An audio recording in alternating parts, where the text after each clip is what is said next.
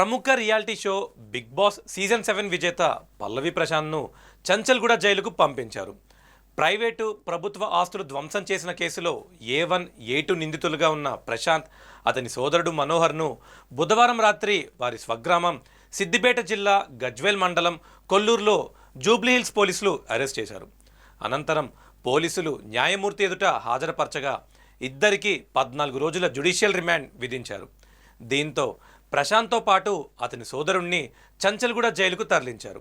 Big Boss season 7 grand finale ఈ నెల 22న హైదరాబాద్లోని అన్నపూర్ణ స్టూడియోలో జరిగింది.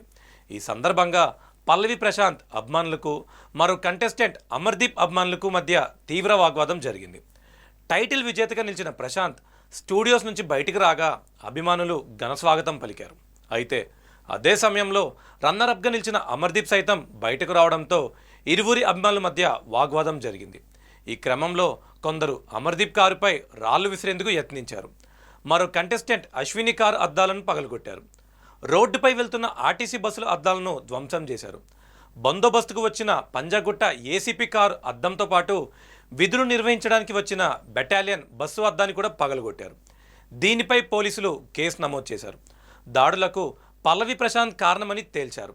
తాము చెప్పినా వినిపించుకోకుండా అభిమానులు ఉన్న చోటుకి పల్లవి ప్రశాంత్ వెళ్ళాడని చెప్పారు. ఈ దాడుల కేసులో ప్రశాంత్తో పాటు మరో నలుగురిపై జూబ్లీహిల్స్ పోలీసులు కేసు నమోదు చేశారు. ఇప్పటికే A3, A4లను కూడా అరెస్ట్ చేసి రిమాండ్కు పంపారు. తాజాగా ప్రశాంత్, అతని సోదరుని కూడా అరెస్ట్ చేసి చంచల్గూడ జైలుకు పంపించారు. అరెస్టుకు ముందు పల్లవి ప్రశాంత్ మీడియాతో మాట్లాడారు. మంగళవారం ఉదయం తాను ఇంటి వద్ద నుంచి ఎవరికీ చెప్పకుండా పొలం వద్దకు వెళ్ళి వచ్చానని, దానికే తాను అజ్ఞాతంలో ఉన్నట్లు తప్పుడు ప్రచారం చేయడం సరికాదన్నారు.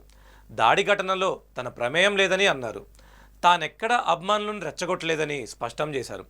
ఇలాంటి ఘటనలు తీవ్రంగా ఖండిస్తున్నట్లు చెప్పారు. తన వల్ల ఇబ్బందులు కలిగినట్లు భావిస్తే పోలీసులకు క్షమాపణ చెబుతున్నానని, అద్దాల ధ్వంసం ఘటనలో వాస్తవాలను బయటపెట్టాలని ప్రశాంత్ కోరాడు.